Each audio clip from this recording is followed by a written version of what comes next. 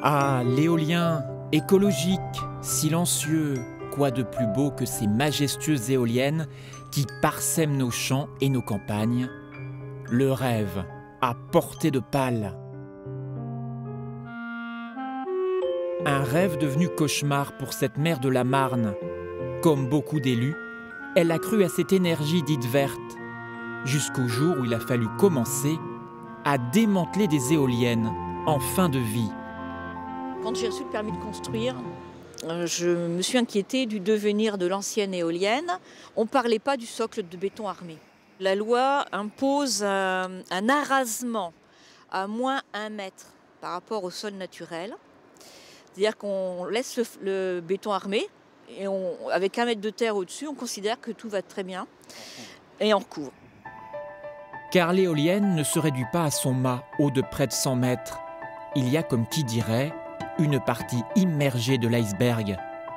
Et ces chiffres qui donnent le vertige, 1000 tonnes de béton, de la ferraille, beaucoup de ferraille, des fondations de 15 mètres de diamètre. Ces images témoignent du gigantisme de l'ouvrage, entre le terrassement, les fondations, le passage des câbles, l'acheminement des éléments, le levage.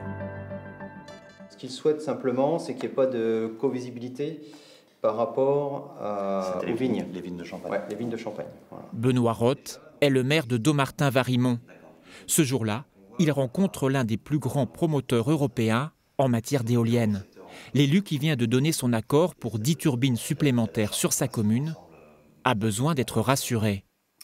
On n'a plus de questions aujourd'hui, si ce n'est l'aspect étude acoustique, parce qu'on va être sur une ligne d'éolienne qui sera un peu plus proche que celle que nous connaissons actuellement. Et il vous a rassuré déjà aujourd'hui, M. Banel, ou pas? Oui, on connaît les éoliennes de 2005. On est aujourd'hui sur des éoliennes qui ont une technologie bien plus avancée et avec une émergence acoustique bien inférieure à ce qu'on a pu connaître en 2005. Il faut dire que le monsieur éolienne a un discours bien rodé. C'est un territoire où on a énormément de place, où on a du vent, où on a un beau plateau. Il y avait un faisceau convergent de critères techniques qui nous permettaient d'avoir vraiment un a priori positif sur la faisabilité d'un parc éolien sur ce site.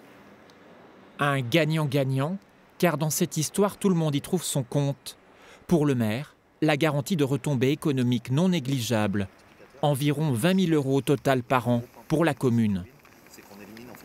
Pour nous, participer au développement durable, c'est aussi quelque chose d'important.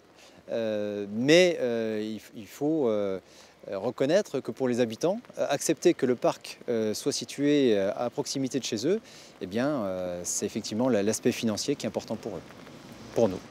Dans le Grand Est, l'éolien à la côte. La région en a la plus forte concentration, avec ses 220 parcs qui assurent un quart de la production électrique éolienne française. Insuffisant pour ses détracteurs. C'est une énergie qui est aléatoire, c'est-à-dire qui dépend du vent. Dans notre pays, le vent souffle à peu près 20% du temps. Ça veut dire qu'est-ce qu'on fait pendant les 80% restants? Et ce qu'on voit, c'est l'Allemagne. L'Allemagne qui est devenue le 2e pays le plus pollueur du monde, en ayant équipé d'éoliennes tout son territoire, et qui aujourd'hui a été obligée, sans rien dire à personne, de rouvrir des centrales à charbon. Isabelle Pestre reçoit régulièrement des permis de construire pour de nouveaux parcs éoliens. Chose étonnante, l'élu n'a en réalité jamais le dernier mot. Le maire a son avis, mais du moment que les services de l'État poursuivent l'instruction et ne trouvent pas d'écueil dans le projet ou qu'il n'y a pas de nuisance particulière, le permis est accordé au nom de l'État. Pour résumer, vous n'avez aucun moyen, vous, à votre niveau, sur votre commune, d'interdire l'implantation d'une éolienne sur votre commune? Non. Trop de parcs éoliens. Vu de Paris, le constat est tout autre. Greenpeace pratique un certain lobbyisme éolien. Le dieu éole contre le diable nucléaire, imparable. Pour nous, une ferme éolienne n'est pas plus moche qu'une centrale nucléaire, bien au contraire même.